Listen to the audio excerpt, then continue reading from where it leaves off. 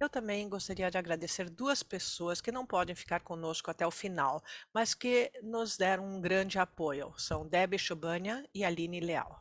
A Debbie generosamente forneceu o serviço da sua empresa, chamada Worldly Wise, organizando este evento. Muito obrigada por sua ajuda, paciência e generosidade. Temos interpretação em ucraniano, alemão, espanhol, francês, português e italiano. Se vocês ainda não fizeram, por favor, selecione o canal do seu idioma.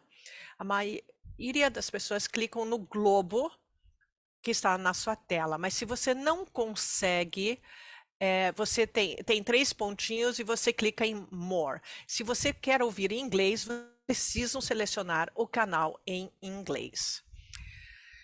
Todos os intérpretes são voluntários, mas estamos pagando a Ania e a Natália, pois são ucranianas, e agradecemos a ela por doar o seu tempo e conhecimento como a sua contribuição em apoio à Ucrânia. Daqui a pouco eu vou dar as boas-vindas aos nossos colegas ucranianos. E eu não sei como fazer isso no Zoom. Se estamos todos na sala ao mesmo tempo, todos nós iríamos levantar e daríamos uma grande salva de palmas. Mas, infelizmente, não podemos fazer isso no Zoom. Então, colegas, eu acho que chegou a hora, se vocês ainda não fizeram isso, entrar no mundo dos emojis do Zoom. Eu fui um pouco sarcástica sobre isso, até que alguns colegas da Ucrânia me mandaram um coração e um joinha durante uma reunião. Eu devo dizer, foi muito legal. Então, todos nós podemos usar os emojis Zoom para mostrar o nosso carinho e o que sentimos nessa sala. Eu posso garantir que é fácil. Em algum local na sua tela, está na parte inferior, você vai ver uma palavra com reações. E vocês vão encontrar os emojis como um coração, um joinha, batendo palmas, e basta clicar naquele que você quer e isso vai aparecer na tela. E vocês podem usar os emojis durante todo o webinário para mostrar o seu apoio e agradecimento. Então, em breve, vamos ouvir dois colegas ucranianos e se quiserem usar os emojis para bater palmas ou mandar um coração, um sorriso. Lembre-se, vocês não precisam usar os emojis se vocês não quiserem. Eu sei que nem todos gostam disso. As pessoas da Ucrânia, se vocês gostariam de mandar uma mensagem para a comunidade ucraniana, a comunidade internacional, também usem um emoji. Então, procurem o emoji que vocês querem usar e vamos dar as boas-vindas aos nossos colegas da Ucrânia. Então, vamos lá? Colegas e amigos, eu convido todos a dar as boas-vindas a todas as pessoas que estão aqui da Ucrânia. Se vocês estão na sua casa, foram deslocados internamente ou refugiados em outro país na Europa ou imigrante. Estamos muito felizes de poder reunir todos aqui e assegurá-los da nossa solidariedade e apoio. Obrigado por estarem aqui. Eu também gostaria de dar as boas-vindas aos colegas que estão apoiando todos os nossos colegas ucranianos. Durante o grupo de leitura do WGA, uma das coisas que eu vi foi a realidade brutal do que significa enfrentar o poder que pode acabar com a sua própria existência. Isso é tão grande que é difícil compreender. E se os facilitadores participaram da reunião, nós vimos a realidade de outros colegas que estão enfrentando isso. Estamos falando da Ucrânia, eu também quero que vocês pensem de os colegas em situações semelhantes e dar as boas-vindas a eles aqui hoje também. Nos últimos meses, coisas horrorosas aconteceram no povo ucraniano, os mísseis, o roubo. E se isso não lhe afetou, agora o Putin separou as famílias e filhos e pais idosos, e realmente parece que o inferno explodiu. Mas mesmo assim vocês estão aqui. O mal não triunfou. Nós sabemos que muitos de vocês estão começando a trabalhar, vocês têm programas, treinamento para apoiar as comunidades locais, que muitas vezes estão tendo dificuldades, e alguns estão trabalhando com crianças que estão muito traumatizadas. Nesses últimos meses, alguns de nós conhecemos vocês num grupo de leitura, reuniões, e estamos admirados com a sua fortitude, a generosidade. Olhamos de forma humilde como vemos o trabalho psicológico que realizam. É um grande privilégio trabalhar com vocês. Coragem tem muitas formas de ser expressa. O trauma pode atingir de formas diferentes. E o importante é seguir constantemente e evitar aquele tormento físico que você precisa enfrentar. Isso também é coragem. Nós sabemos que nem todos os nossos colegas da ucranianos puderam estar aqui hoje. Para alguns, simplesmente é muito difícil. Infelizmente, o WJ não pode atingir ainda aqueles que estão necessitando mais o nosso apoio. Em seu nome, eu gostaria de dizer a eles: nós entendemos que vocês não podem estar conosco hoje, mas nós estamos com vocês. Vocês podem não estar nessa sala, mas nós vamos tê-los nos nossos corações e mentes. E se pudermos fazer alguma coisa para ajudar, por favor, entre em contato ou peça a um colega para fazer isso. Esperemos que o que estamos construindo com esses webinários e projetos paralelos serão fortes para ajudar aqueles que estão sofrendo mais. Eu sei da minha experiência pessoal de trauma, a diferença enorme que é quando temos alguém do nosso lado. Isso afeta basicamente como você vivencia o que está acontecendo e como você supera isso. É importante estar ao lado dos nossos colegas ucranianos, mas nós não temos ideia de quanto seria. Cada vez mais os colegas falam como isso tem sido útil quando estamos em contato direto com a comunidade internacional, num contexto de solidariedade, que nós estamos aqui para eles. Eles falaram em termos do contato de um barco salva-vida, um farol, uma mão que está ajudando. E, às vezes, nós nos sentimos inadequados nessa situação, mas a vida ordinária da nossa vida, que nós estamos seguros e a capacidade de pensar e sentir são úteis para eles. Nossos colegas da Ucrânia, às vezes, tiveram que fazer muito para poder participar das reuniões. Na última reunião para o evento de hoje, eles estavam trabalhando desde manhã cedo ainda no local onde caiu aquele helicóptero. Apesar de tudo isso, ela resolveu participar da nossa reunião. Ela entrou num café, entrou numa internet e às 9 horas ela participou na rua, no frio, e nós quase não conseguimos vê-la, até que ela não aguentava mais o frio. Daí ela teve que subir 18 andares para chegar no seu apartamento. Então vocês podem ver como é importante esse relacionamento com a comunidade internacional para os nossos colegas ucranianos e todo o esforço que eles fazem para participar. Se você acha difícil aceitar que em face às mísseis, torturas e intenção de destruir, existe alguma coisa que nós podemos fazer como indivíduos que pode fazer uma diferença? Parece que precisa ter uma força poderosa do bem correspondente. Simplesmente nos reunir pode ajudar de uma forma significante, mas milagrosamente isso ajuda. Cada um de nós, estando aqui, realmente está fazendo uma diferença. E isso é o que os nossos colegas da Ucrânia precisam, dessa comunidade. Isso vai impactar como eles vivenciam a guerra e como vão sobrevivê-la. Então, se aguentarmos isso 2 horas por mês, estaremos fazendo alguma coisa que faz uma diferença numa que é tão mal. Nós não temos o poder.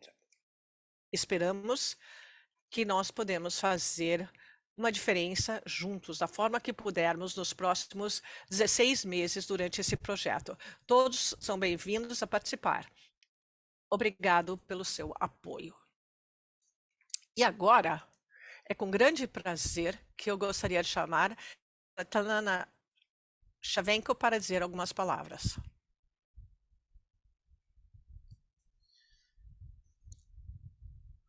Boa tarde, colegas. É um prazer vê-los aqui. A Ucrânia está passando por um período muito desafiador. Estamos lutando pela nossa liberdade, para termos nossa identidade. Claro, estamos lutando pela nossa liberdade. Isso é um grande desafio. É muito difícil. Se vocês já olharam no mapa o tamanho da Ucrânia e o tamanho da Rússia, vocês veem a dificuldade. E qual foi a pior coisa durante os primeiros dias da guerra? É, foi o silêncio das comunidades internacionais em relação ao que estava acontecendo no nosso país. Isso foi muito difícil sobreviver isso, e eu acredito que ninguém acreditou que iríamos sobreviver tão bem. E depois o mundo começou a mostrar o apoio, e isso se tornou muito mais fácil. E eu tenho esperança. Então eu gostaria de expressar a minha enorme gratidão por vocês, todos os projetos que estão sendo implementados para apoiar o nosso país. E isso é muito importante para nós. A Rússia está tentando convencer o mundo, e a nós também, que a Ucrânia não existe. O idioma ucraniano, a identidade, a cultura ucraniana, eles dizem que não existe, mas nós existimos, e vocês estão do nosso lado. Estar na guerra é como se estamos no inferno. Temos muita destruição, dor, sofrimento. É um grande desafio. Quando vivemos em trauma, trabalhamos com trauma, e isso é alguma coisa que vai levar gerações para superar. Eu tenho 2 netos de 9 e 7 anos. Eles são refugiados agora na Alemanha. E o mais jovem recentemente me disse: estou com saudades da minha casa, eu quero ver o meu quarto. E ele já está esquecendo como era a casa dele. E eu muitas vezes penso se nesse planeta houve um dia onde não houve guerra em algum lugar no mundo. Eu acredito que não. Às vezes a guerra está longe de nós, às vezes nós estamos no epicentro, como está acontecendo conosco agora. E o, a guerra sempre acompanha a história da humanidade. Eu não estou falando de fora, eu estou falando sobre a guerra dentro de nós. A nossa mente exclui a guerra como um objeto, não fisicamente, mas mentalmente também. Mas não é possível evitar isso. Mais cedo, mais tarde, eles nos atingem. John Von, no século XVII, porque eu sou unido pela humanidade, por quem os sinos dobram. Eu acho que nós temos que explorar esse fenômeno e talvez aí alguma coisa vai mudar. O mundo é muito pequeno e tudo o que acontece num país impacta o mundo. E eu acho que todos vocês podem vivenciar isso. Ao mesmo tempo, o mundo é enorme, com tantos recursos, e às vezes temos que depender naquele aspecto que as pessoas perguntam sobre Jung, será que vamos vivenciar por isso? E ele sempre disse, é o trabalho da alma, é a única coisa que pode nos resgatar e salvar dos cataclismas. E é isso que estamos fazendo aqui. Obrigado. Muito obrigada, Svetlana. Agora, eu gostaria de chamar Sergei Teki, presidente da Associação Ucraniana de Jung, para dizer algumas palavras. Bem-vindos, colegas. Meu nome é Sergei Tekyuk, eu sou analista e trabalho na Ucrânia. Primeiramente, eu gostaria de agradecer aos organizadores do projeto pelo apoio à Ucrânia e todos os ucranianos que estão passando por essa coisa terrível. A Rússia está tentando nos destruir, mas também está tentando destruir a alma do povo ucraniano. Tudo que nós amamos, mas nós temos uma identidade coletiva. E na reunião de organizações, vimos que outros países perguntaram como que os analistas ucranianos trabalham nessa situação. Meus colegas já compartilharam algumas dessas experiências e eu posso reiterar que temos ataques aéreos 5, 6 dias, vezes por dia, e tudo isso complica como vamos lidar com as necessidades. E a conexão da internet é ruim, é difícil e quase impossível trabalhar online.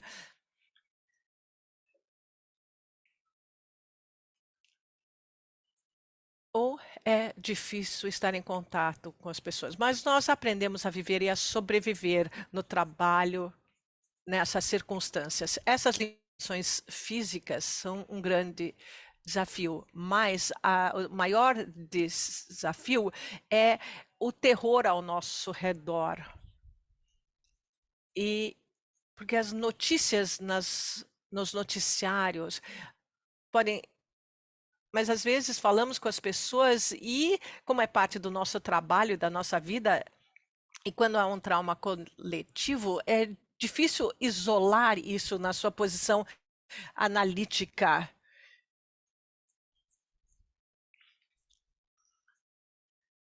Não é o momento falar sobre as atrocidades do exército russo nas terras ucranianas, hum, mas o que está acontecendo na nação ucraniana. As pessoas estão envolvidas. E é bom que o mundo civilizado está ciente, está do nosso lado. Com os junguianos ucranianos, esse evento foi organizado pelos nossos colegas no início do conflito da Rússia contra a Ucrânia, e esse ato é um ato de solidariedade em relação à catástrofe econômica causada pelos russos. Às vezes, os eventos não são por causa disso, mas também existem muitas pessoas no mundo todo que contribuíram e ajudando os ucranianos, e realmente respeitamos essas pessoas e admiramos elas. Com os junguianos ucranianos, esse é um exemplo desse tipo de apoio dos nossos colegas, que busca não apenas fornecer apoio no contexto da guerra, mas também a parte psicológica de como superar isso.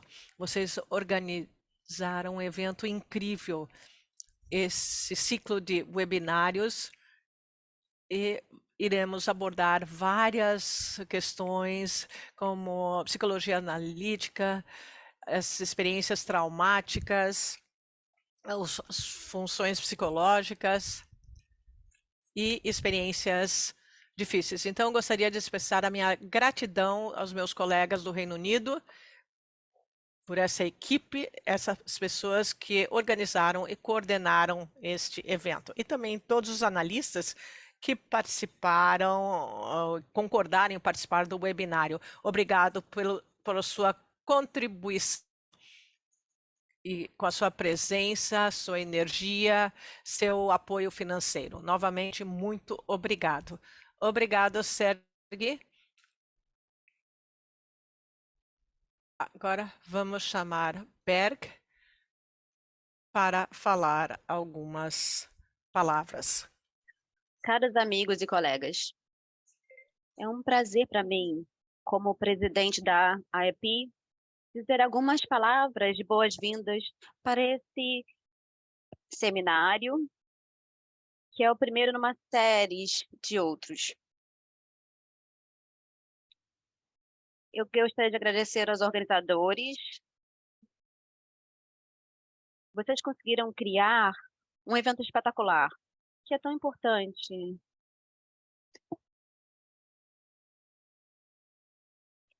O assunto dessa noite Ele é muito apropriado para a situação na qual nós estamos. E ele oferece ferramentas para nós, para entender de uma forma mais profunda. Eventos como esses me fazem sentir orgulho de ser uma analista junguiana. Eu estou muito tocada de ver tantos rostos familiares aqui. Minhas preocupações vão para muitos colegas meus na Ucrânia. Eu penso em vocês todos os dias e eu oro pela sua segurança e pelo fim dessa guerra. Poder estar juntos na nossa comunidade junguiana e ouvir palavras sábias dos nossos colegas faz tanto sentido nesse momento tão difícil. Eu agradeço os organizadores e os apresentadores e eu desejo a todos uma experiência muito inspiradora nas próximas horas. Muito obrigada. Muito obrigada. Agora, eu vou convidar o Tom Singer para falar algumas palavras. Muito obrigada, Catherine. Olá a todos. Meu nome é Tom Singer. Eu estou muito feliz de estar representando o ARAS, Arquivo para Pesquisa em Simbolismo Arquétipo. No lançamento dessa série de seminários.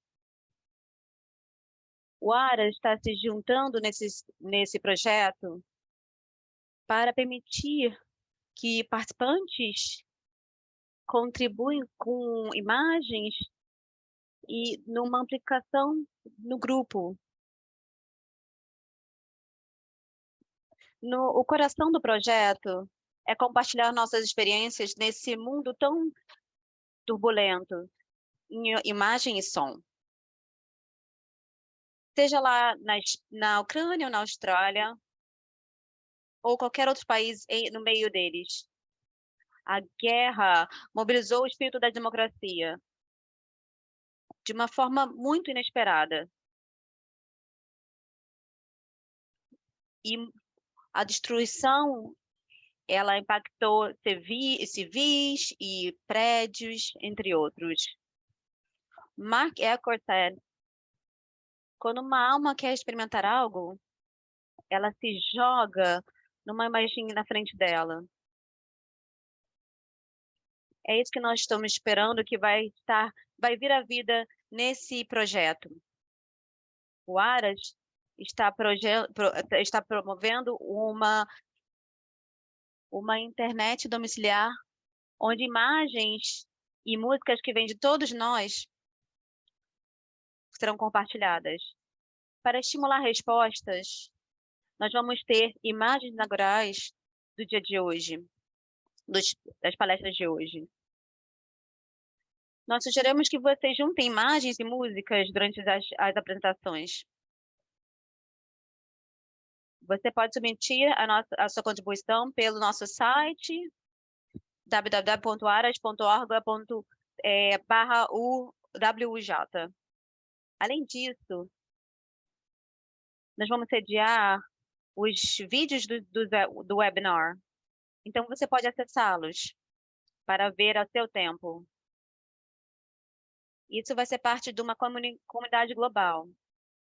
E é muito bom estar fazendo parte desse projeto hoje, porque a gente não tem nenhuma ideia do que nós vamos criar juntos. Algumas informações. Você pode acessar o site no www.aras.org/wj. Aí você vai ver submissões onde você pode colocar imagens ou música. Abaixo, você pode ver o que foi submetido. E abaixo da galeria, você pode ver a gravação dos vídeos do seminário. Eu espero que você se junte a nós para manter o inconsciente e criar um consciente, imagens que falam sobre as nossas experiências nos seminários e sobre a guerra. Muito obrigada. Muito obrigada. E sinto muito pelos problemas técnicos que estão acontecendo. Agora é um prazer anunciar o Chris Rock. Eu estou seguindo o que Thomas falou, aí o projeto de filmagem sobre a Ucrânia é uma comunidade internacional de documentários, que mostra documentários, que mostra quem não somos uns para os outros. Com a experiência da guerra na Ucrânia, aqui e lá, nós podemos alcançar outros lugares. Todos são bem-vindos para participar, se juntando ao time, que vão ser de 6 pessoas, 2 ucranianos, do time de produção. Ou você pode contribuir com imagens no projeto Aras, usando o seu celular ou a câmera. Todos os detalhes estão no flyer.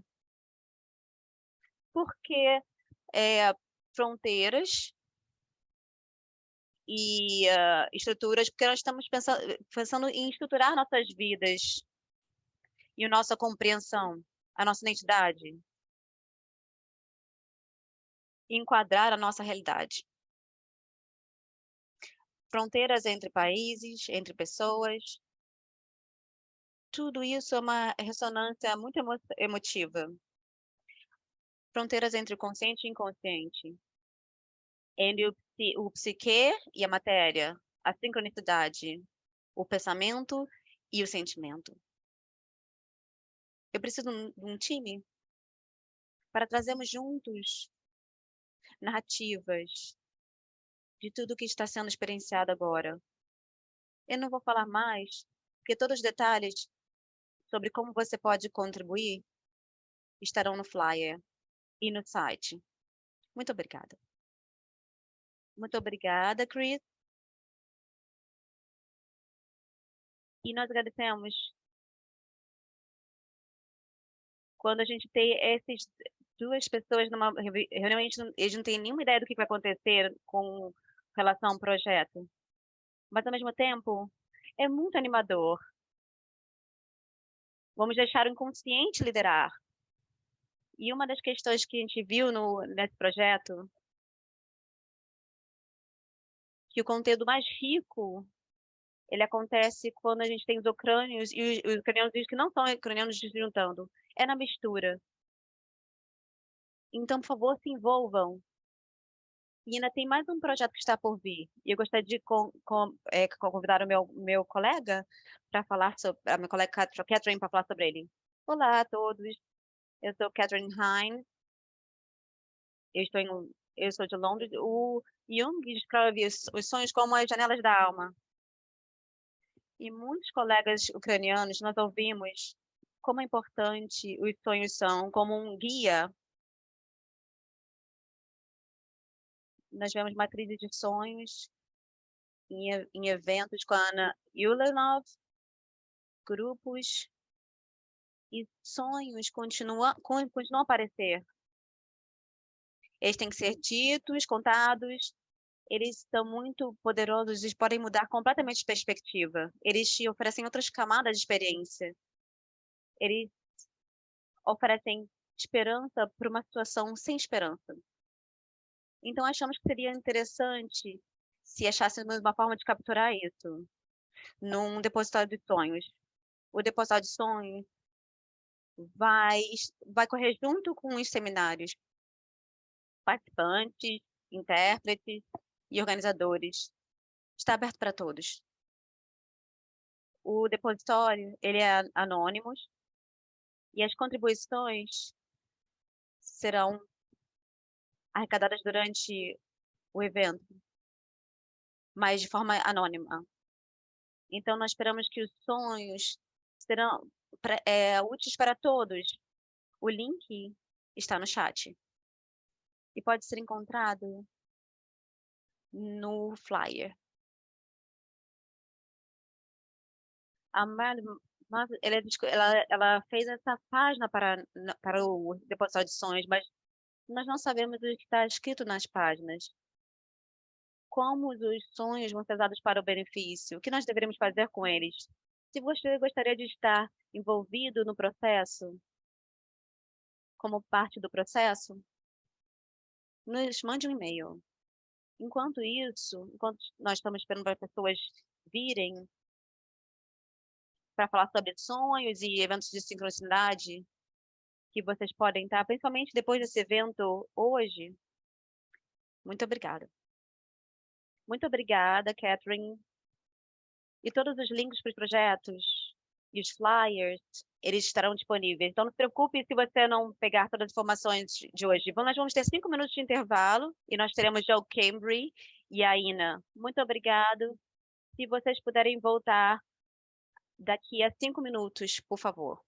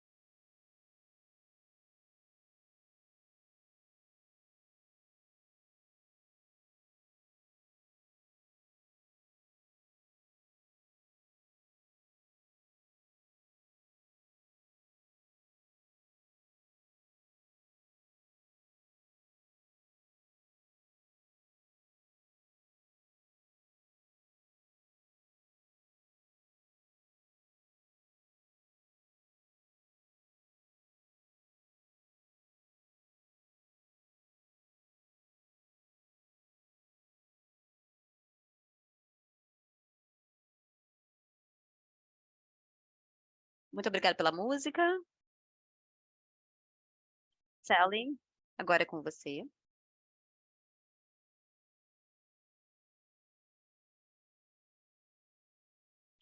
Sally, você está no mudo. Desculpe, eu sou Sally, eu sou uma analista indiana em Londres e é um prazer apresentar nos nossos oradores, que é o Joseph Cambry e a Ina Kirliv.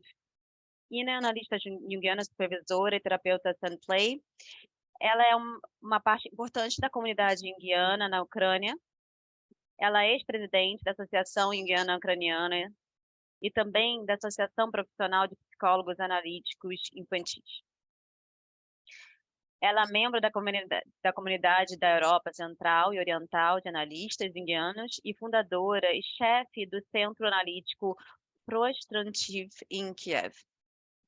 Ina é autora, facilitadora de programas educacionais de longo prazo sobre a psicologia analítica e tem escrito amplamente sobre o trabalho com adultos, crianças e adolescentes. Em seu tempo livre, ela adora nadar longas distâncias no mar, ela viaja muito, coleciona conchas e estatuetas para sua coleção de areia. Seu grande milagre no ano passado é que no 9º dia da guerra, ela descobriu que ela seria avó. E no 9º mês, a sua netinha nasceu. E esse milagre sustentou ela e sua família todos esses meses tempestuosos de guerra.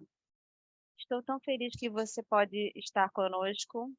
Estamos ansiosos para ouvir de você depois do nosso primeiro palestrante, que é o Joseph Cambry. Eu tenho o prazer de apresentá-lo, Joe, que ele se junta a nós, hoje vindo da explorada Califórnia. Os analistas junguianos entre nós conheceram por seu excelente livro, baseado em suas palestras, chamado Sincronicidade, Nature Psyche, e também dos seus artigos que foram publicados. Joe é um pilar da nossa comunidade indiana. Ele foi ex-presidente e diretor executivo do Pacifica Graduate Institute e também é ex-presidente da Associação Internacional de Psicologia Analítica. Ele foi editor dos Estados Unidos para o Jornal de Psicologia Analítica e membro do corpo docente da Harvard no Departamento de Psiquiatria do Centro de Estudos Psicanalíticos do Hospital Geral de Massachusetts. Quando ele encontra um tempo livre, eu sei que, assim como Ina, ele tem uma paixão por viagens e adora fazer mergulho. Hoje, ele e Ina estarão mergulhando conosco em um reino diferente. Muito obrigado, Joe, por começar essa série de webinars. É com vocês. Muito obrigada, Sally, e muito obrigada a todos por estarem aqui hoje. É muito importante encontrar essas formas de estarmos conectados, enquanto nós passamos por esse momento terrível na história. Eu gostaria de dedicar essa palestra pela coragem do povo ucraniano nesse último ano. Tem sido doloroso ver o que está acontecendo. E é difícil encontrar formas adequadas de responder.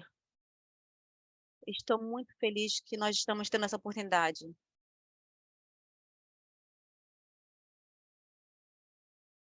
Muitos já falaram, é muito importante estarmos juntos e ouvir uns aos outros. E para mim, isso é uma coisa pessoal, é coletiva na nossa comunidade e o nível mais profundo é acompanhado do psique.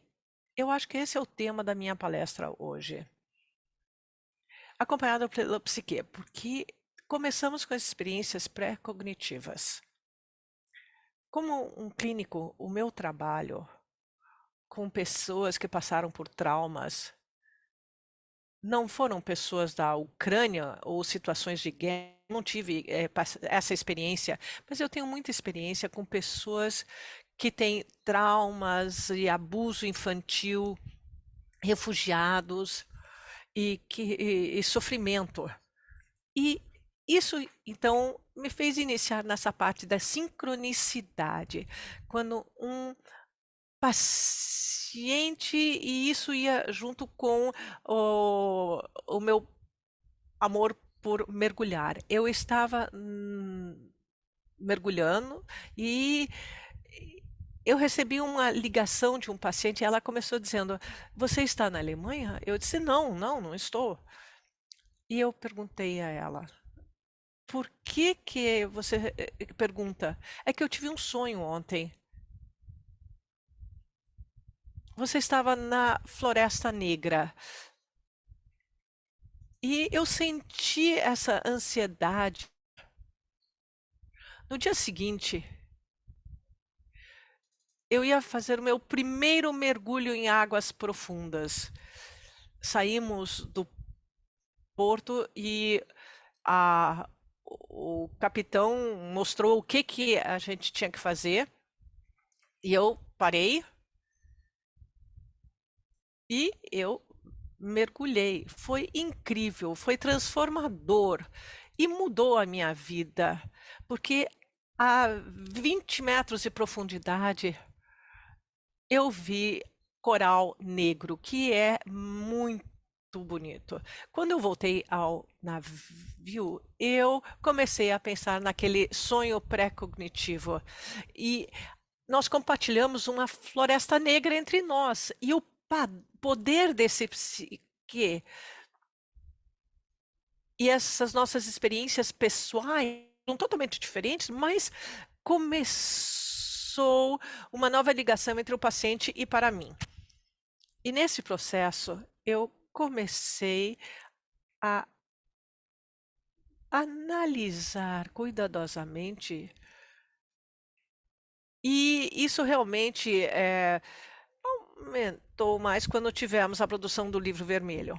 Eu vou começar a minha apresentação e aqui eu vou falar sobre esses itens. Eu não vou falar sobre a experiência de Jung, porque ele teve uma experiência pré-cognitiva e ele batalhou com isso, então levou 13, 14 anos para ele poder superar isso e finalmente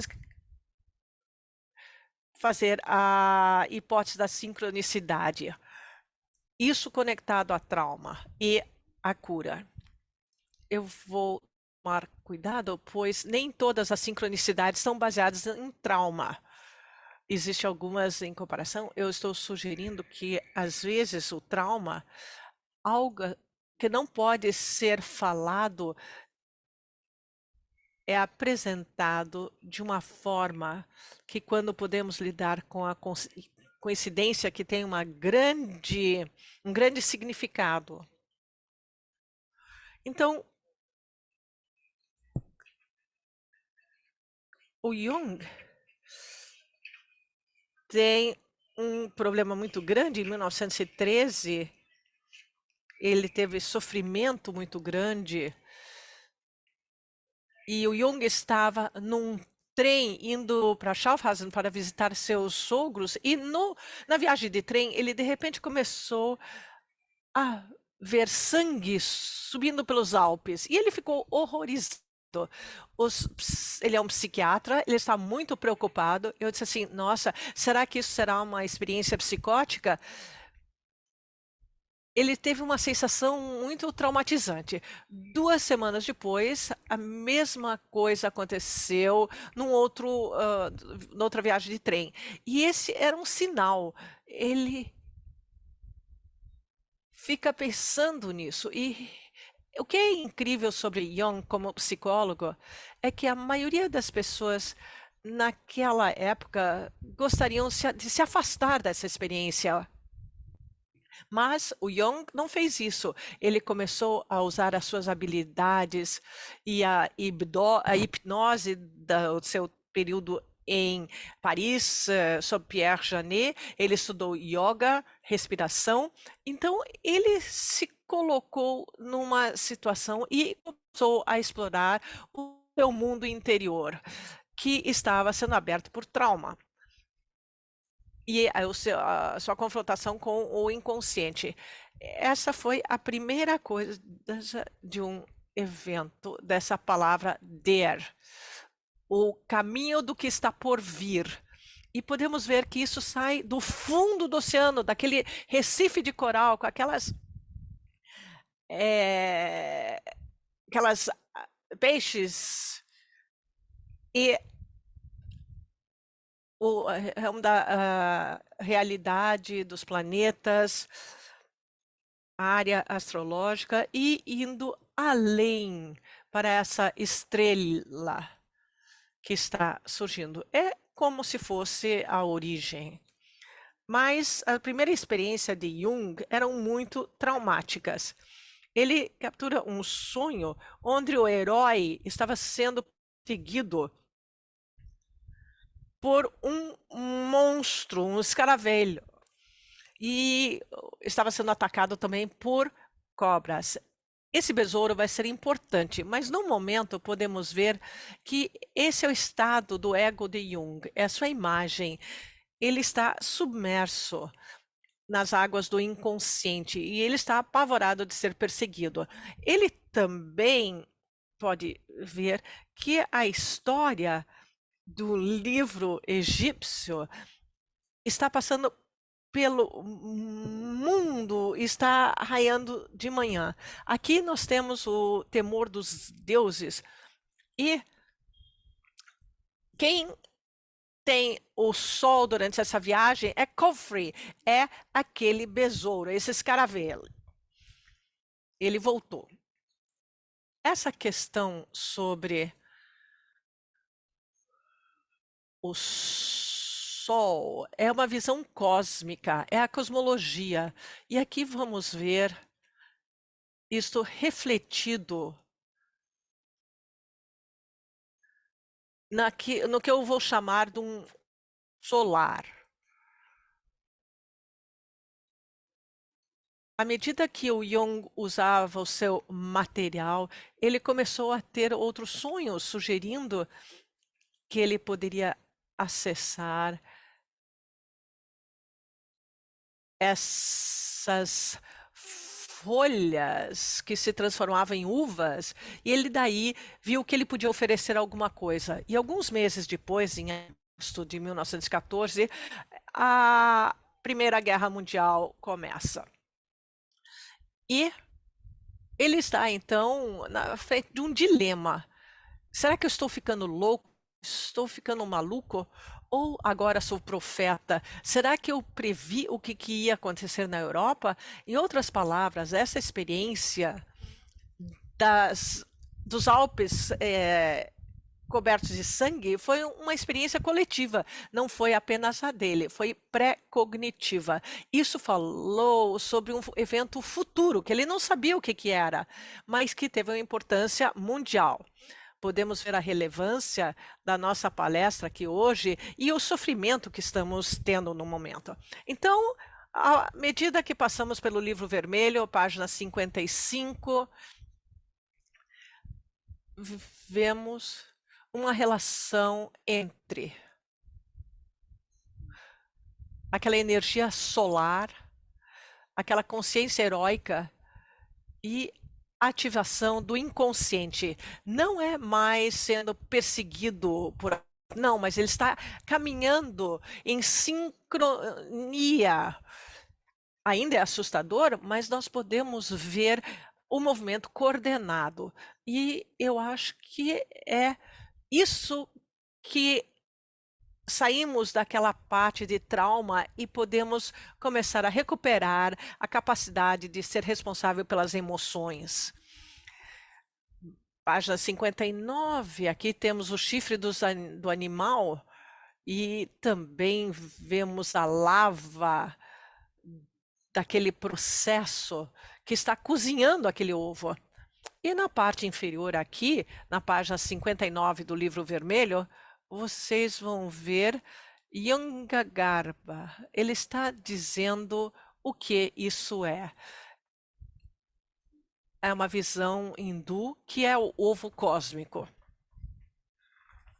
Na mitologia hindu, estamos vendo uma nova cosmologia, a chance de entrar numa visão nova do mundo.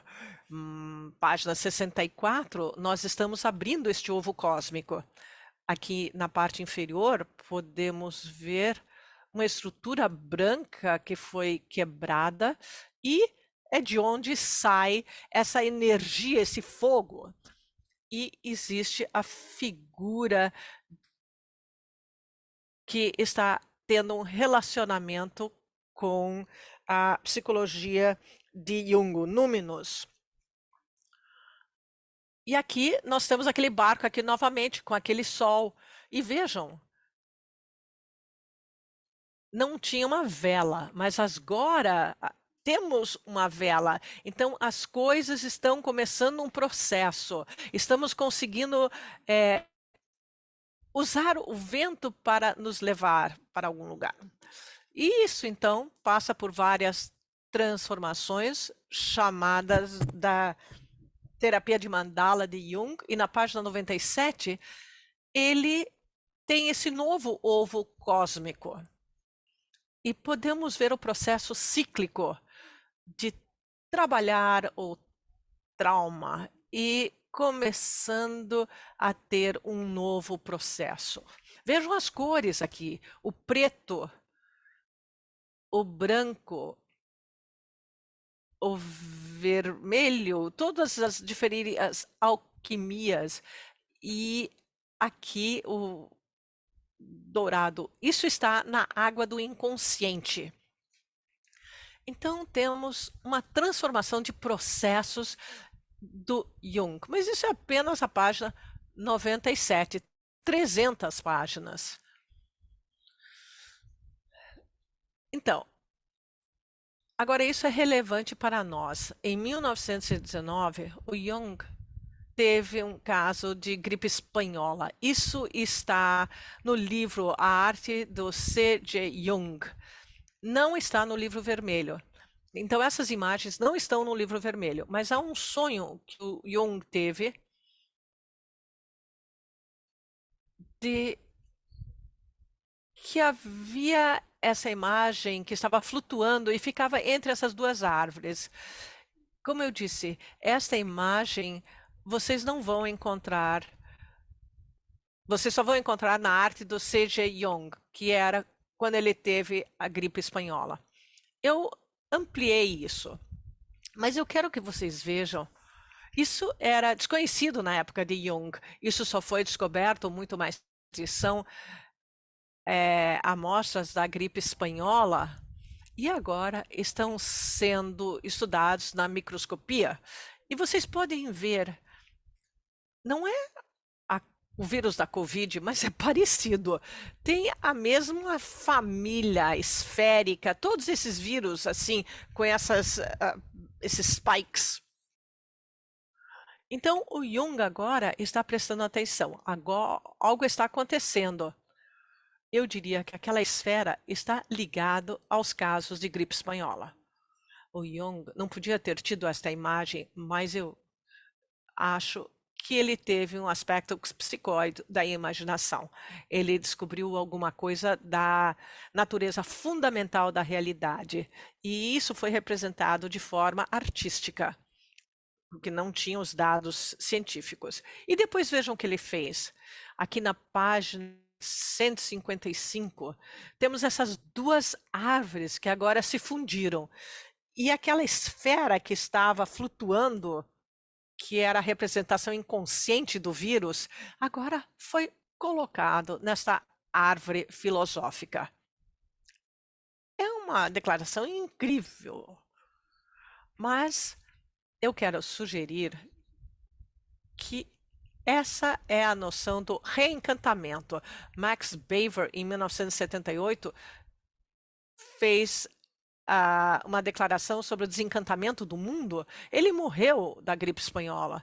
Então, isso foi alguma coisa que estava acontecendo no mundo naquela época, da mesma forma como a Covid e SARS recentemente.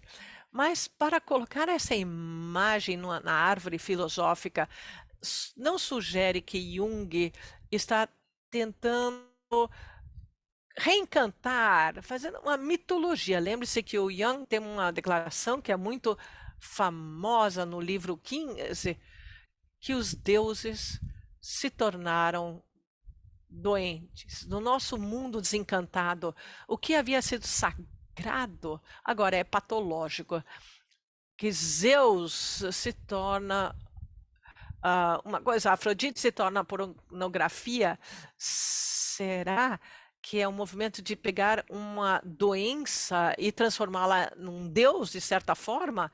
Outro processo refletivo, será que as nossas doenças podem ser vistas como a via de volta ao sagrado? Nesse reencantamento para trazer novamente ao mundo o uso dessas imagens, essa capacidade. E eu diria que o Jung está fazendo a mitologia da ciência para incluir o mítico na nossa experiência e dando a eles um lar. Eu acho que isso é muito importante e faz parte da cura do trauma. Depois desta imagem, ele teve o sonho de Liverpool.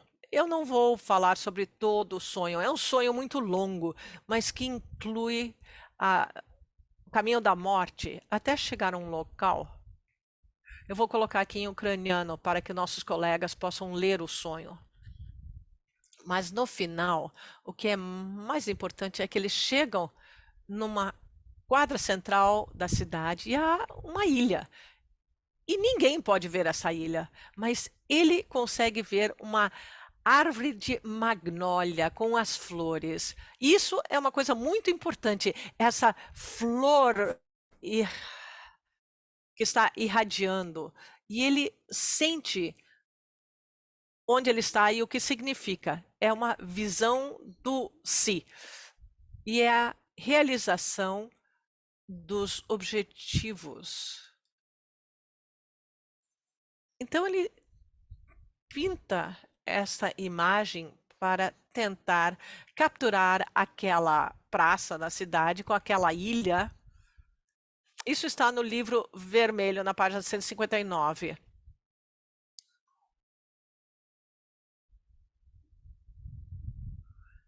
É uma experiência incrível e muito poderosa, mas o Jung não para por aqui. Então, ele pergunta: o que está acontecendo? Se o objetivo da individualização fosse a realização pessoal, esse elemento transpessoal, talvez o Jung teria parado aqui, mas ele não para. O livro vermelho continua. Então, vamos ver a sua saída. Em 1928, como podem ver aqui, ele está trabalhando com esta imagem aqui do lado esquerdo, essa mandala. E, por coincidência, é uma dessas coincidências incríveis, ele recebe pelo correio um manuscrito do seu amigo Ricardo Bilhorn, que mora na China. Ele estava trabalhando, ensinando numa escola, mas também estava trabalhando com os padres para traduzir um manuscrito chinês que é o segredo da flor dourada. E isso está representado aqui do lado esquerdo.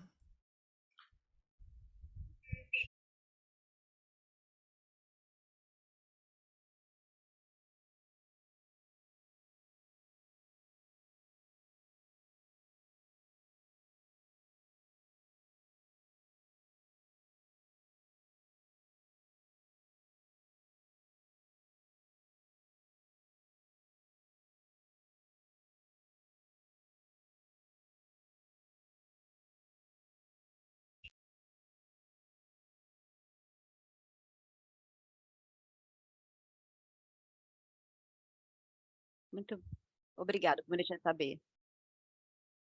Nós tivemos essas coincidências que aconteceram. Jung pediu para escrever um comentário, porque ele está impactado. E o símbolo do símbolo aqui é o trovão, que é um símbolo muito forte.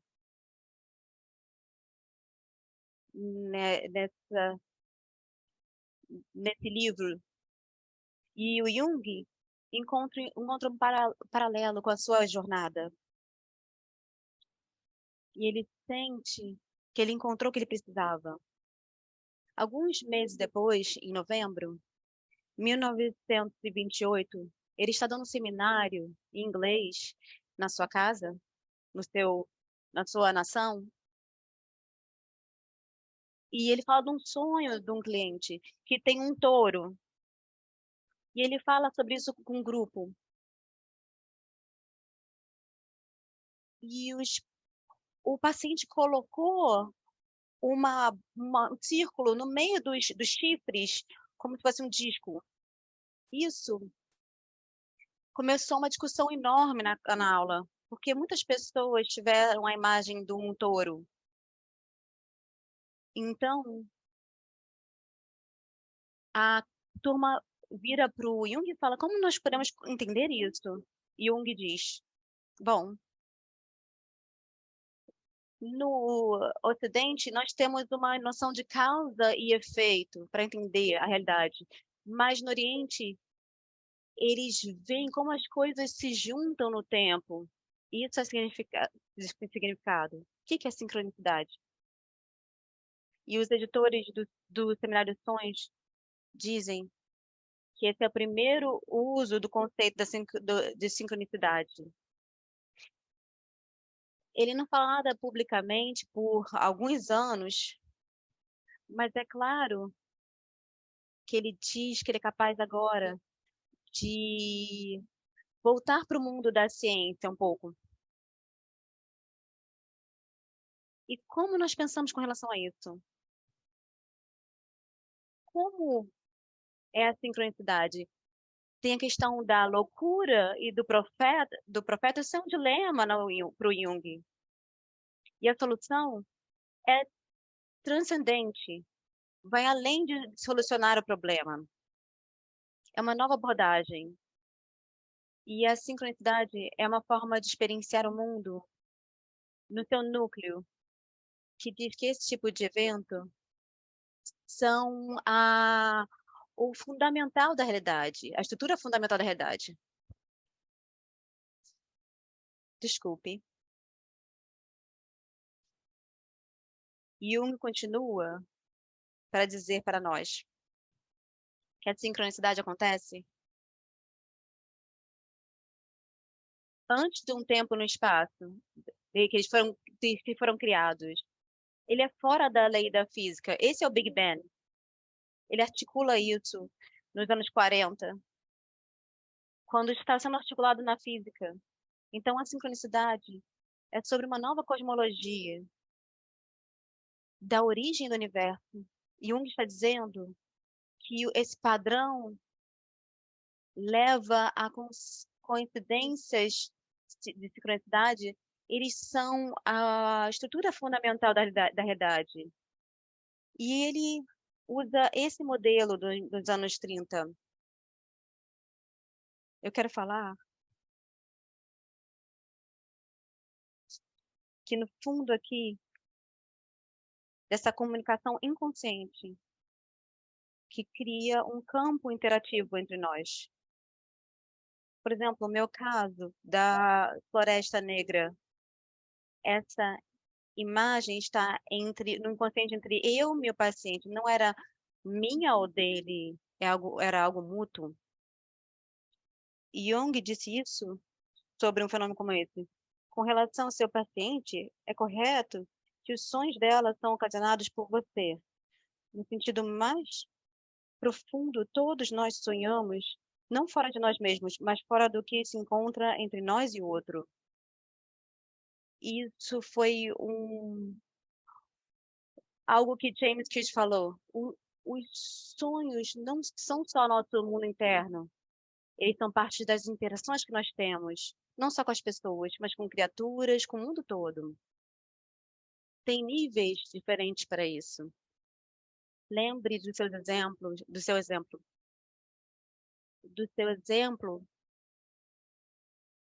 de 1926. Um outro livro que vale a pena ler. É sobre Maggie Bernstein, o sonho dela de um escaravelho dourado. E quando está contando esse sonho para o Ying, ele ouve algo batendo na janela e quando ele abre a janela, ele pega um besouro e ele apresenta a ela. E ele diz que isso foi transformador para ela. Abriu ela para os impactos do psique no racional. Mas ele não fala, ele não fala que ele era o besouro dela. Ele teve uma experiência muito profunda com o besouro, como um elemento de terror. E quando ele trabalha com isso, ele entende isso, é algo que carrega ele para o submundo. Como isso é poderoso, começar a reconhecer que tem questões que nos ajudam com uma visão geral. E o besouro, ele significa o renascimento, uma nova forma de ser, de nascer. E falando das experiências de sincronicidade, ele sente o luminoso e ele fala sobre o luminoso, principalmente numa carta. Ele fala que o fato que nós abordamos o luminoso é uma terapia real. Nós somos liberados da maldição da patologia. Mesmo a doença em si, ela toma um caráter luminoso. Eu quero qualificar essa fala. Eu acho que ele foi encurtado, não tem contexto dele. Em 1940, isso foi em 1945, 2 semanas depois de Hiroshima e Nagasaki. O mundo está num estado muito traumatizado, comparado ao que nós estamos passando hoje com essa situação na Ucrânia. Mas um daqueles momentos de luminosidade no mundo. E ele está procurando uma forma de encontrar uma cura. Isso me leva a um caso. Eu tive uma apresentação sobre a ação terapêutica na psicologia e eu falei de um caso que eu queria falar, porque ele fala sobre isso, sobre o luminoso e a sincronicidade. Isso é um caso de uma mulher que tinha um transtorno bipolar e foi meio estranho. Ela começou com um tratamento com um psiquiatra, depois ela desapareceu. Então eu passei o almoço falando sobre esse paciente que eu não conhecia e depois de 6 meses, esse paciente foi indicado para mim pelo psiquiatra por causa do que aconteceu com o trauma. E eu não vou falar sobre todo o caso por causa do tempo, mas tem um sonho muito importante. Ela viu uma figura que era uma mulher bonita, ela estava na casa. E ela tinha um chão de madeira, mas isso é um elemento de transferência com relação ao da minha casa.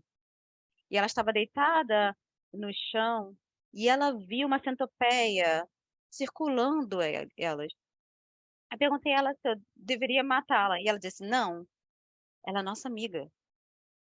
Nós continuamos conversando até que eu percebi que ela estava bem perto de mim e ela tinha algo. Ela disse: isso é maravilhoso. Ela está começando a te confiar em você. Isso é uma fala muito interessante. E a paciente estava muito feliz nesse momento. Eu não estava.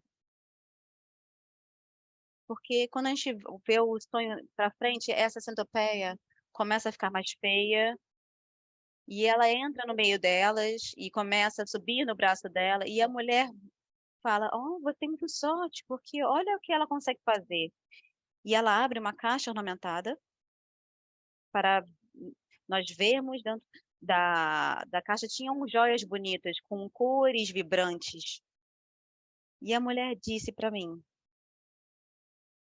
quando eu não consigo encontrar alguma coisa, eu vou até ela. Então, ah, eu senti que tinha algo nefário antes, com relação a isso. Eu acho que ela estava tendo. Isso era um prenúncio que nós estávamos na direção de uma crise, mas isso não aconteceu. Isso foi bem menos severo do que da outra vez, da crise psicótica. Eu estava tentando entender isso de uma forma junguiana. E eu fiz uma amplificação. Eu encontrei essa história aqui no Tahiti. Tem duas centopeias indígenas que são consideradas as sombras dos deuses da medicina. E nunca devem ser perturbadas ou mortas. Se uma for induzida a subir em uma pessoa doente, essa pessoa certamente vai se recuperar. Isso é extraordinário com relação ao conteúdo do sonho. O que é mais ainda, porque isso não era conhecido pelo cliente naquele momento. Eu estava casado com alguém que também tinha uma descendência do Tahiti. Então isso foi também algo muito pessoal para mim. A ligação no caso. Se nós voltarmos para essa pergunta, ele está começando a confiar em você. A centopeia também é o sinal do analista e está mexendo com essa atividade psíquica. Ao invés dela confiar na centopeia, ela está confiando em você. E isso foi chave para mim, para começar a confiar o psique dela para conduzir pelo trauma. Aí está uma figura de uma das centopeias no Tahiti. Para finalizar, são os sonhos que ela teve. O primeiro é antes da análise. Uma mulher preta, flamejante, veio de dentro da terra. Ela me observou e passou por mim para uma montanha, onde pessoas e crianças a seguiram. Ela como se fosse uma professora. Mas a paciente está congelada. Ela está no momento de estar congelada. E ela não consegue se mover. Nós trabalhamos várias vezes na semana e ela teve esse sonho que eu falei para vocês antes. Ao invés dela ficar, ela foi para o hospital e depois de 2 ou 3 dias ela voltou a trabalhar comigo. E ela teve outro sonho naquela noite, depois que ela foi para o hospital. Uma mulher preta flamejante vem do chão fundido. Ela anda atrás de mim, como se ela fosse a minha sombra. Eu estou caminhando com ela. Você vê a diferença entre os dois sonhos? Eles são muito similares. Você tem o passado e o presente. E tem um movimento junto. Lembra do monstro Leviatã? Eles estão andando juntos. Essa é uma foto de uma dos deuses do vulcão do Pacífico, das ilhas do Pacífico. E elas veem essa mulher flamejante que vem. Mas a relação dessa figura com a deusa agora mudou. Não é mais o terror. O luminoso é a cura. Essa foi a última vez que a paciente teve que ir para o hospital. Ela conseguiu sobreviver e continuar com a vida dela. Continuar o seu trabalho na universidade, mas também se casar. E teve uma vida muito produtiva. Então, para mim, essa frase do Jung sobre o luminoso ser a cura tem a relação entre a mente consciente e o inconsciente para ser realmente transformador. E esse encontro com a deusa luminosa foi uma crise psicótica. E depois que o trabalho foi feito, ela consiga tolerar isso. E a questão final que eu quero falar sobre esse caso, quando me pediram para dar essa palestra, eu pensei nesse caso, mas eu não tinha falado com o cliente, então eu não me senti confortável em usá-la. Faz 20 anos que eu falei com ela e ela me ligou. E ela falou que ela queria conversar comigo.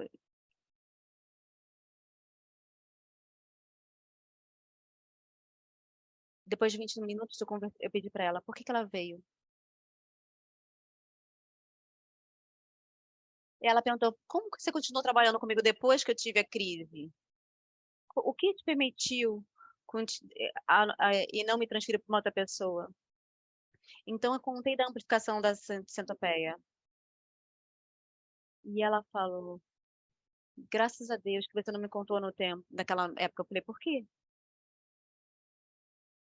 "Porque a transferência era tão intensa que eu acho que eu não poderia ter, trabalhado, ido até o final, e ter feito esse link sincronizado com esse material. Seria uma armadilha. E muito obrigada por manter isso". E foi nesse momento que eu perguntei: "Que vo Qual a sua opinião se eu deixar esse trabalho público?". Ela falou: "Não, tudo bem".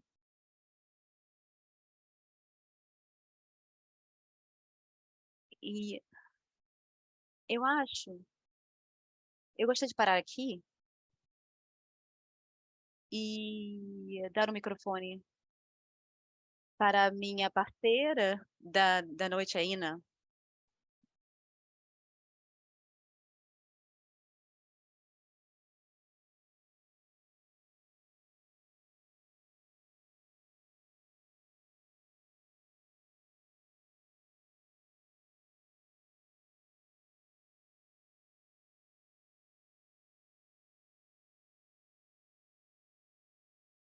Sim. Eh, Queridos colegas e amigos, eu gostaria de dizer boa noite para vocês, e eu vou compartilhar o meu discurso. Bem-vindos a todos. É uma reunião muito importante para mim e o começo de algo muito importante. Hoje é muito importante para nós manter esse diálogo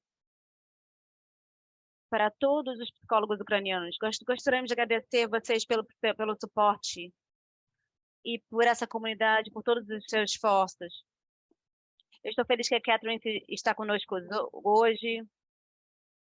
Isso é um ato muito humano e os ucranianos, eu gostaria de agradecer a vocês por sobreviver e pelo o suporte que vocês estão dando um para o outro.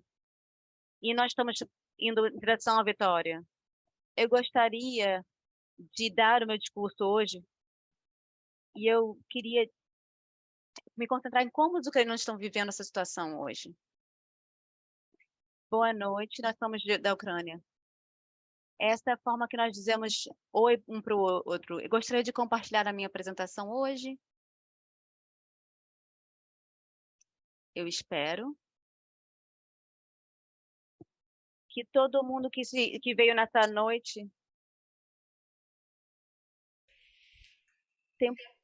O fato que vocês estão aqui hoje tem alguma sensação, e a essência da sincronicidade é nos guiar na nossa busca do significado. A minha existência hoje é cheia do significado de liberdade, como o poeta e escritor moderno ucraniano Yuri Andrushev, que ele colocou: todas as regiões deste mundo são dúbias, apenas a liberdade é inquestionável em relação ao pano de fundo do conformismo, relativismo tecnológico e falsificação da realidade. Eu tenho sorte, eu estou escrevendo na linguagem de liberdade, na língua ucraniana. Vocês, junto comigo, talvez vamos começar a refletir no seu significado. Por que estamos aqui hoje? Qual é a sua sensação? Qual é o acidente ou coincidência que te trouxe aqui? Qual é o valor de você estar aqui hoje? E onde isto vai te levar? Você pode ver essa pergunta na tela. Como o senhor Jung escreveu, sem aquela consciência refletiva do indivíduo, o mundo é uma máquina gigante sem significado, porque é baseada na nossa experiência humana, porque é a única forma de encontrar sem significado. A nossa consciência é um espelho onde o universo pode ser refletido. E esse é o nosso papel especial no universo. E no seu trabalho de sincronicidade, a Causal Connecting Principle, ele tem duas definições, a mais restrita e uma simultânea, que ocorre com um estado psicológico quando há mais eventos externos que aparecem como um paralelo significante em relação ao estado subjetivo.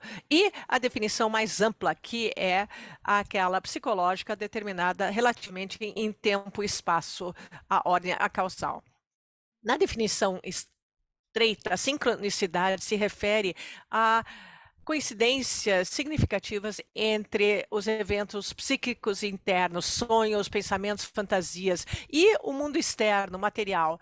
E essa sincronicidade pode ser definida como simultaneamente mais uma conexão significativa. Sincronicidade é um princípio criativo constante que na natureza, em eventos ordenados de uma forma não física, baseados simplesmente no seu significado. Jung sugeriu que a sincronicidade é um caso separado.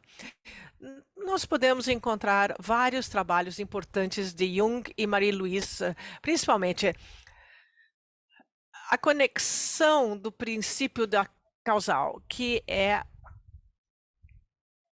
onde podemos reconhecer a causa e o efeito se derivam um do outro. O segundo, significado, sincronicidade, é sobre os eventos que são necessariamente interligados. O significado do evento sincronístico está revelado apenas naquilo que nós podemos entender, mas um salto quântico no psique. O terceiro, Bohr se refere ao fenômeno como sendo estabelecimento entre a conexão do mundo psíquico e material.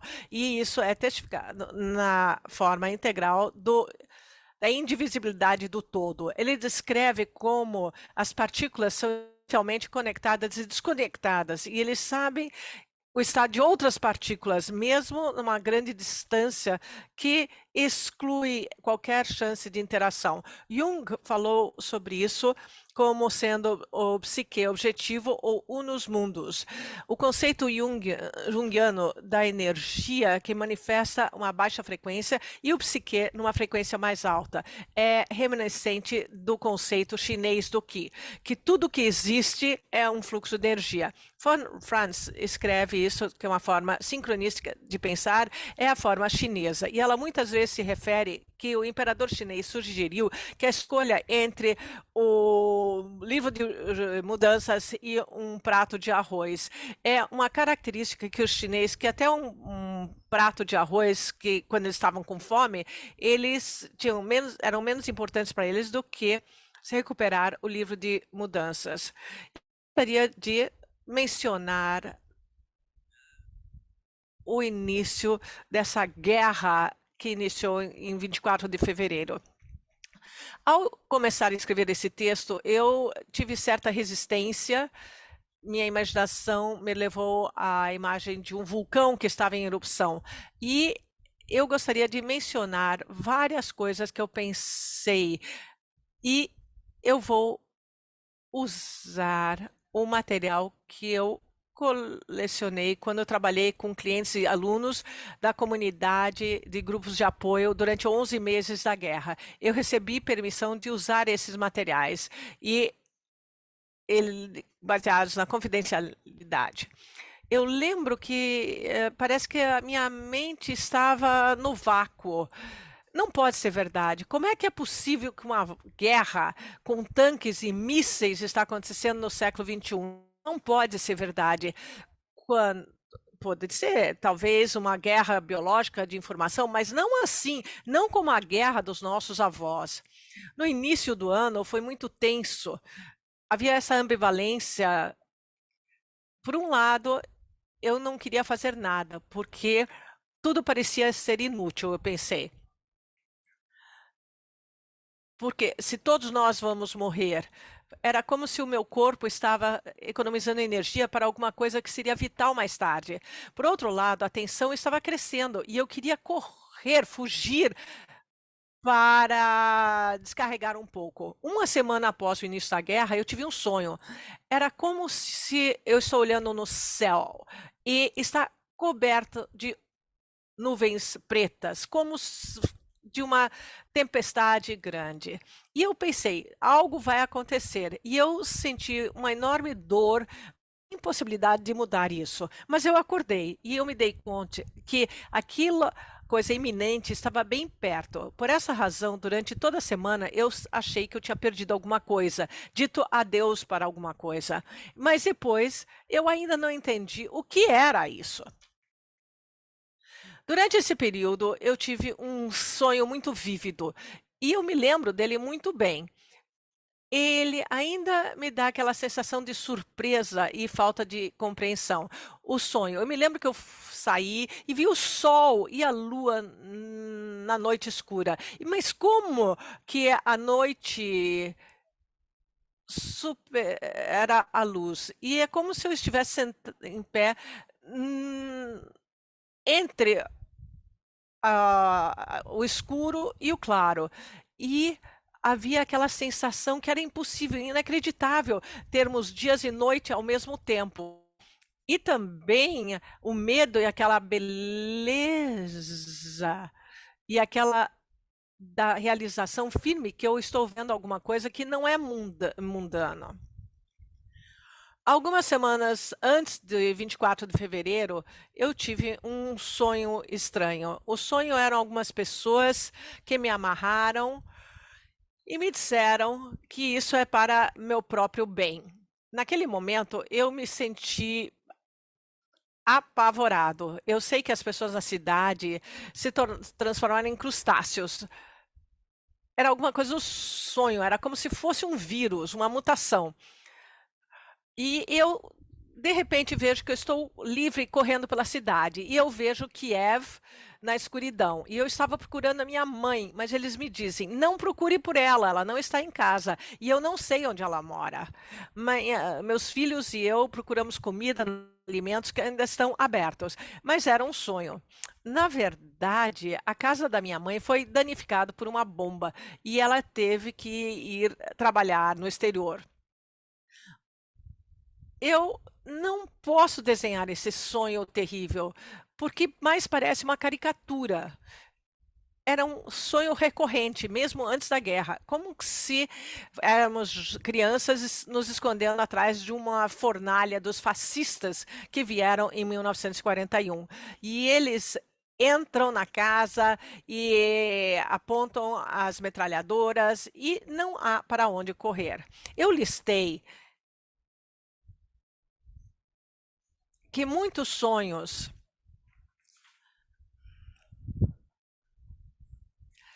que são refletidos, eu acredito que eles aparecem nas imagens, estados e símbolos antes da guerra. E eles têm um conteúdo simbólico. Eu selecionei alguns sonhos sobre material inconsciente. Claro, essa é a minha visão desse material. O primeiro exemplo daquela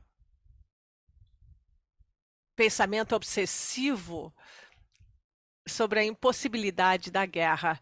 E as pessoas já estavam entendendo que a guerra era iminente e eles não consideraram aquela partícula do não. E não poderíamos imaginar essa questão barbárica que estava tão próximo de nós e se tornando uma realidade. Nós só somos a terceira geração, nós ouvimos as histórias dos nossos avós sobre a Segunda Guerra Mundial no passado e não poderíamos aceitar que isso estava acontecendo no nosso futuro. O nosso não é humano e compreensível. Tem um desejo de cobrir os nossos olhos com as mãos e dizer que isso não existe. E não pode ser assim. Eu acredito que é assim que preservamos a nosso mundo frágil, um mundo de bondade. Esse é o grão que vamos preservar através da guerra. A esperança que vamos ter paz na terra e vamos nos levar à ordem eterna.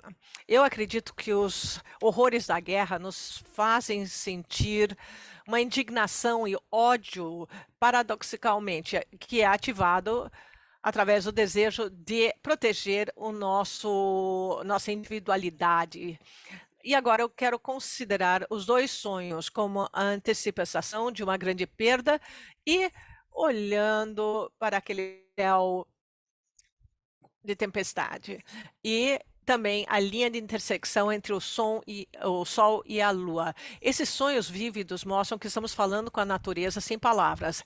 Esse é o motivo da conexão entre o cosmos e o universo e a habilidade de ter uma conversa com a eternidade que muitas vezes observamos nos contos, mitos, lendas indígenas.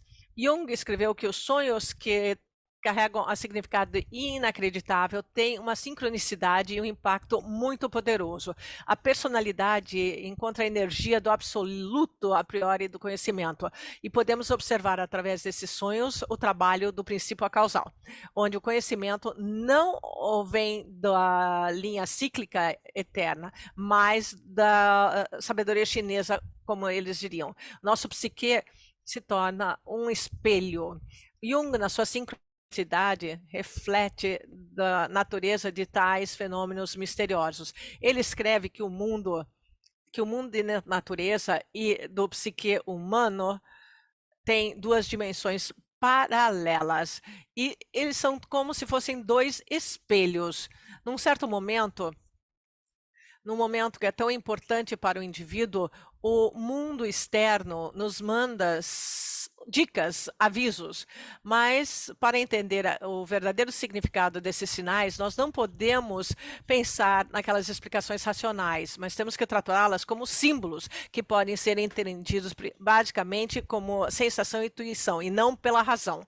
O sonho onde as pessoas são transformadas em crustáceos, onde a mutação, vírus, pode se associar aos motivos da perda da humanidade, onde as características humanas desaparecem e enfrentamos aqueles níveis primitivos de conscientização, onde cada camada de civilização desaparece, mutação dos princípios morais e éticos devoram a nossa alma. O motivo é que essa transformação terrível em criaturas primitivas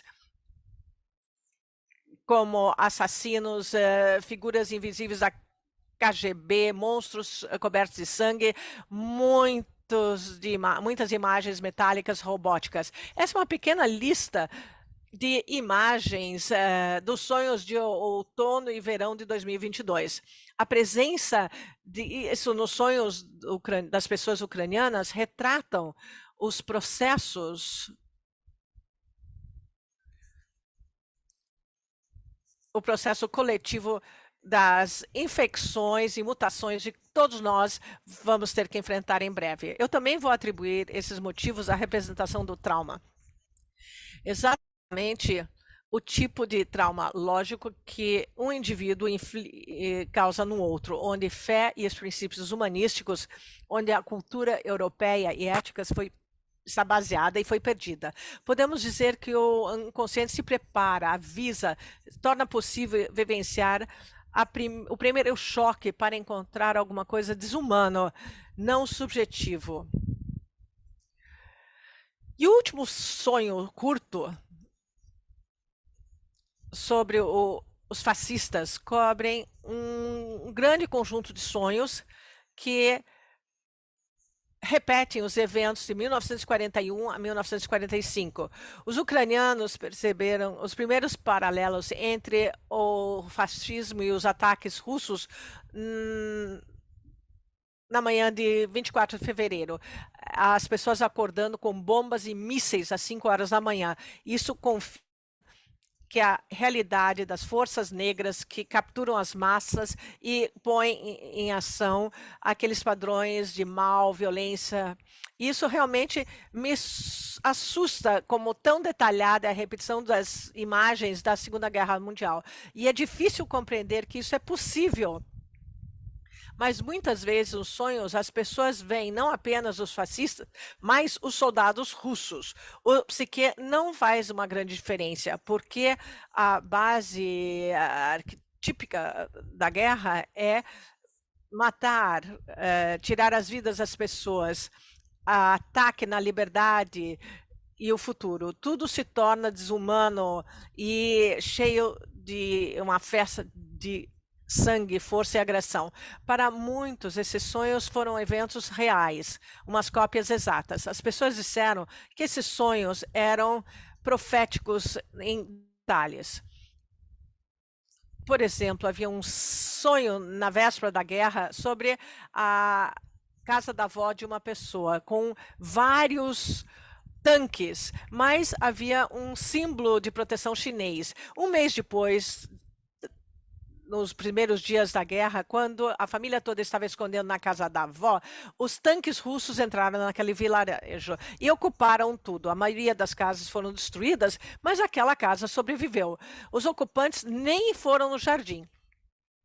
A sensação é que havia uma linha de proteção invisível ao redor daquela casa. O segundo exemplo, no sonho, a minha cidade natal está pegando fogo e as pessoas estão sendo levadas para a floresta para serem mortas. Eu conheço essas pessoas desde a minha infância. Eu olho nos seus olhos e digo, Deus, a realidade. Após 6 meses da ocupação dessa cidade, a floresta se tornou um cemitério com 440 túmulos dos cidadãos locais. Toda a Ucrânia chorou por eles. Eu vou parar aqui para não abrir a caixa de Pandora com todas as memórias e tristezas desses últimos 11 meses. Eu também gostaria de mostrar alguns desenhos. Esses são desenhos dos sonhos nos primeiros 2 semanas da guerra. Todas essas pessoas estavam sob constante artilharia, ataques e mísseis nas cidades e muita hostilidade. Vocês podem ver aquele temor, como se eles estivessem entrando no inferno, tormento, dor. Quando eu trabalhei em tempo real com esses desenhos, os sonhos, eu constantemente tive aquela sensação de que o barril do tanque estava apontado para mim. Eu estava numa distância segura das explosões, mas quando eu ia para a cama, ao invés de dormir, eu vivenciava aquela imagem ativa. Eu estou no epicentro de uma explosão, bem na minha frente. Lentamente eu vejo a poeira, a lama, o solo. Eu vivencio isso com todo o meu corpo, todas as partes do meu corpo, e eu era incapaz de parar essa experiência como uma testemunha. O inconsciente exigiu que eu passasse por essa realidade, liderar o trauma como uma explosão no meu psique, reconhecendo e contemplando a sua força destrutiva. E, finalmente, plantar uma pequena semente nessa terra árida, mas isso vai acontecer depois.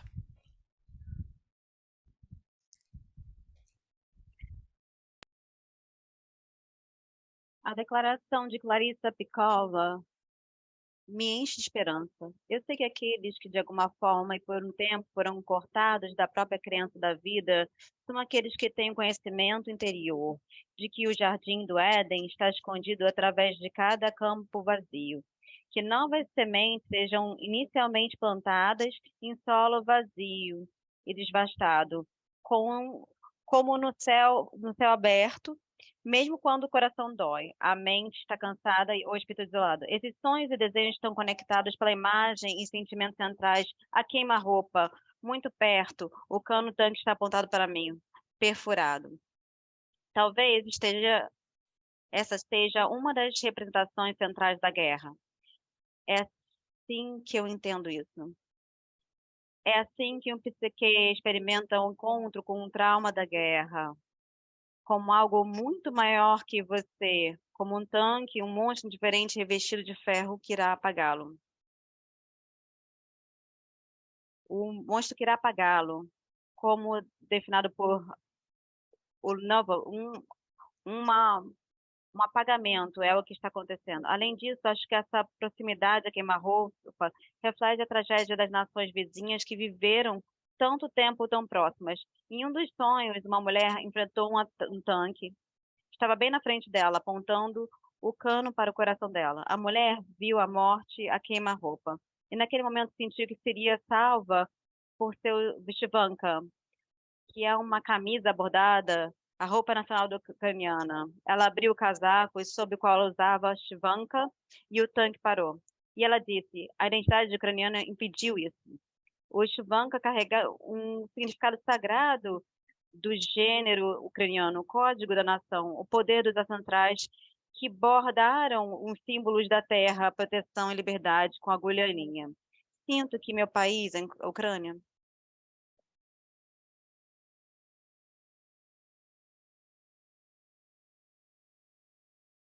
eu não quero parar você, mas eu queria te lembrar do tempo. Sim, sim. Obrigada. O meu país, a Ucrânia, viu aquele ataque com algo muito maior que uma arma de metal. Ela confrontou isso como um símbolo. O Jung disse, o mundo que tem em que nascemos é rude, cruel e ao mesmo tempo cheio de beleza divina.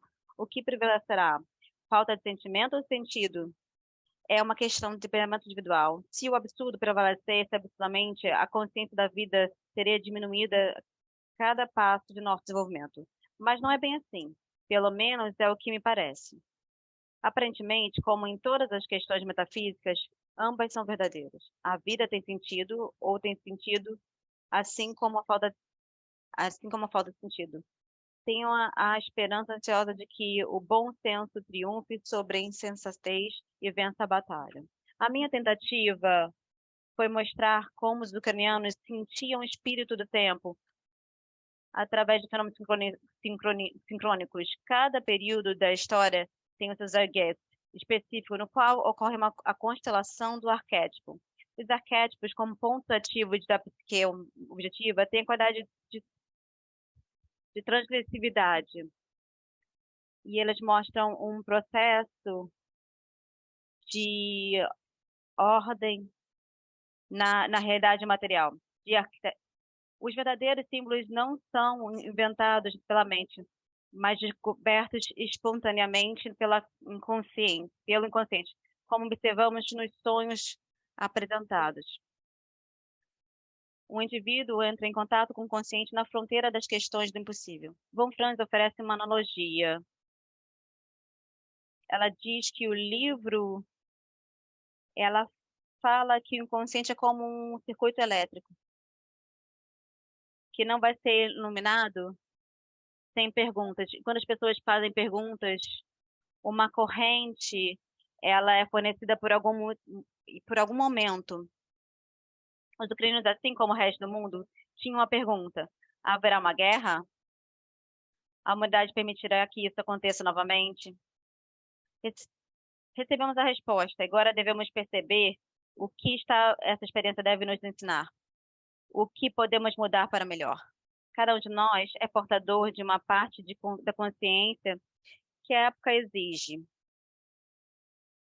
para compreender melhor os motivos históricos que se desenrolam. Gostaria de concluir minha palestra com uma metáfora de Von Franz. O conhecimento desse produto é como uma chama de uma vela que queima. Se acendemos luz elétrica, a chama da vela se torna invisível. Espero que possamos perceber a chama da vela como conhecimento a priori de que esse mundo foi criado para a humanidade. Para concluir, eu vou citar um poema pe- pelo poeta e guerreiro ucraniano Vashababa. Ele escreveu no fronte no dia 17 de maio de 2022, para minha filha.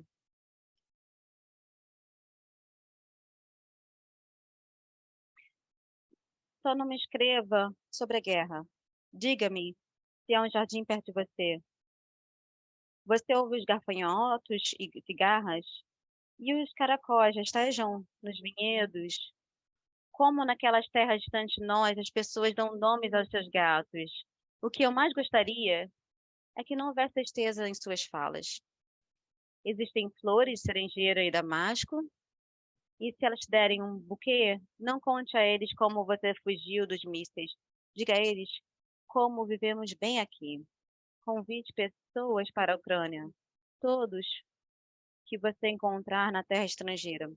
Vamos mostrar a todos, depois da guerra, como somos gratos pela paz dos nossos filhos. Muito obrigada. Muito obrigada, Ina. Joe,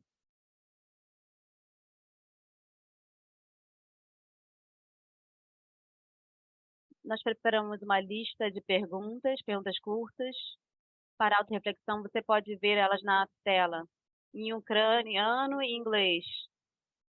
Perguntas que você se perguntaria para você mesmo.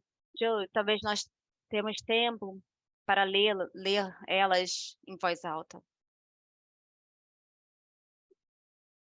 Catherine, eu vou deixar isso com você. Você tem 5 minutos ainda, então pode ir em frente. Como você pode ver que está na tela, nós gostaríamos, nós somos um grupo grande, nós poderíamos fazer isso num grupo pequeno, mas se você pudesse se relaxar e entrar num estado meditativo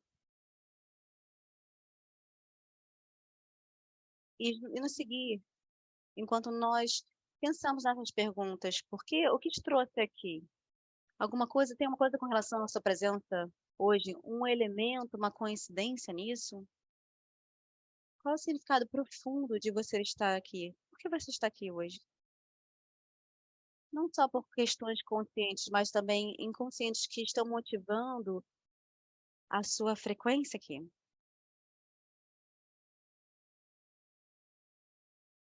Veja se você consegue segurar isso e entender o valor de estar aqui, ou o significado de estar aqui. Isso te leva para algum lugar? Como você sente com relação ao que está acontecendo aqui? Nas apresentações, nós falamos sobre sonhos pré-cognitivos. Você já teve um sonho pré-cognitivo? Quando você fala com as pessoas, é muito comum. Então, o que vem à sua mente quando você reflete nessas palavras, experiência de um sonho pré-cognitivo?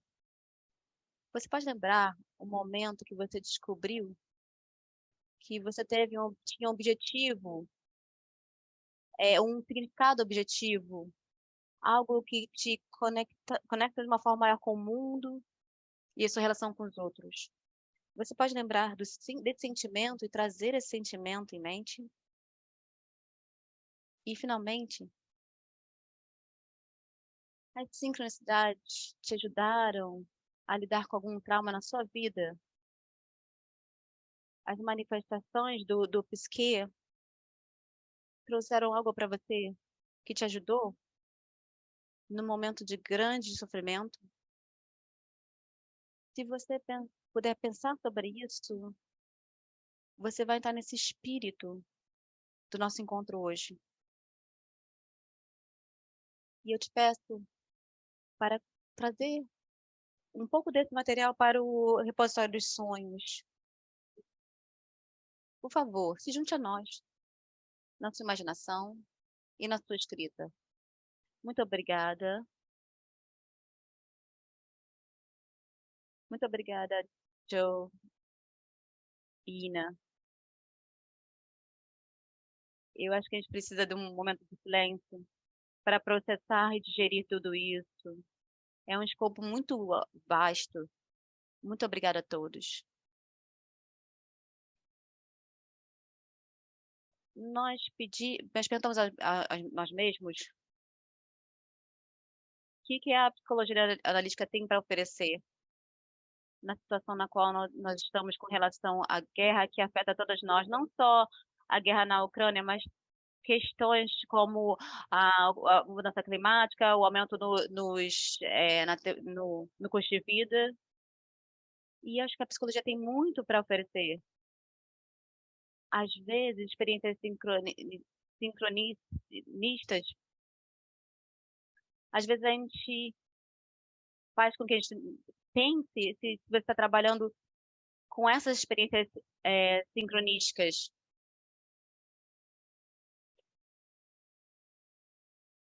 Eu estou me abrindo para a potência completa, como o inconsciente pode afetar nessas situações. Quando nós estamos no limite do que nós podemos fazer como seres humanos, a política está nos faltando.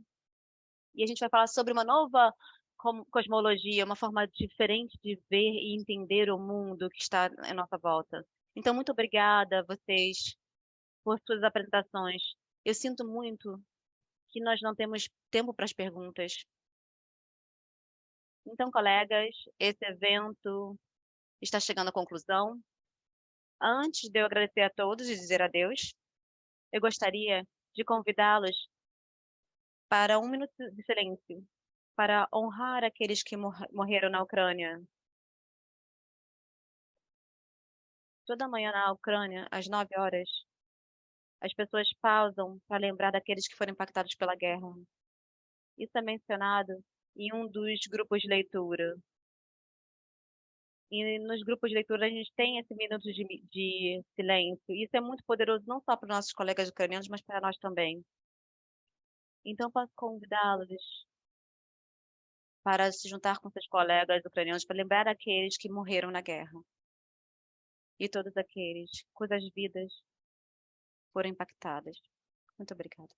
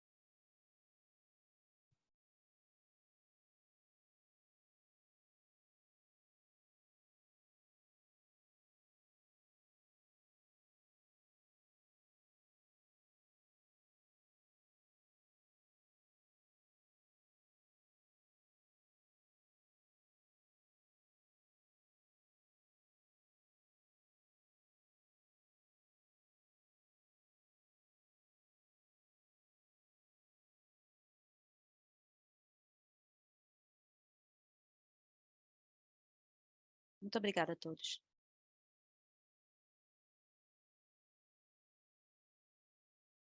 Antes de eu fazer os agradecimentos, eu gostaria de parar e pedir desculpas. Esse é o nosso primeiro evento. Nós não temos muitas experiências com relação a isso. E tiveram alguns desastres no backstage. E eu não sei como aconteceu. A capacidade da sala não. Nós tínhamos 800 pessoas que se candidataram e a nossa capacidade é 300. E isso é o que a gente não pode mudar no meio de uma reunião. Então, nós podemos pensar sobre o significado disso, mas, infelizmente, muitas pessoas que queriam estar aqui hoje não estão presentes com a gente. E eu peço desculpa para todos vocês e para os membros do time que mandaram e-mails pedindo desculpas. Nós vamos dar um follow-up com relação a isso. E vamos nos assegurar que isso não aconteça de novo. Eu me sinto muito, porque tinham tantas pessoas que queriam estar aqui hoje e mostrar a sua solidariedade e suporte, mas nós sabemos que eles queriam estar aqui. Mas isso não me deixa, não posso deixar fora o agradecimento de todos os membros do comitê que gastaram várias horas para fazer esse evento e outras pessoas que estão por trás das cenas dando seu apoio. Nós agradecemos a todos vocês e nós apreciamos muito a sua contribuição. E eu peço desculpas que eu não posso nomear todos. 2 colegas ucranianos que de uma forma ou outra estão envolvidos tiveram que fazer um esforço muito grande de estar aqui. Muito obrigada. O obrigado não é suficiente, mas obrigada por nos confiar com esse projeto. Eu gostaria de agradecer a todos que falaram hoje, Svetlana, Luceberg e Catherine Hines. Que, que projeto fantástico. Boa sorte com todos eles. E eu espero que tenha uma boa resposta. Mais uma vez, um agradecimento aos nossos intérpretes pelos serviços que vocês forneceram. Tem toda uma preparação, você tem que aprender novos termos. E para todos aqueles que vieram aqui hoje, por estar aqui, por ajudar a construir um container para conter os nossos colegas ucranianos. Muito obrigado. A próxima reunião vai acontecer na terça-feira, fevereiro, dia 21. Sonashmant e Svetlana Shlevenka vão apresentar A Nova Cura das Almas, reflexões sobre a prática do Jung e mudanças posteriores na psicologia analítica. Alguns de nós conhecem Sono, e foi muito interessante. Teve muitas novidades para mim, então estou esperando ansiosamente por isso. E a Svetlana vai trazer a experiência dela, da guerra com relação a esse tópico.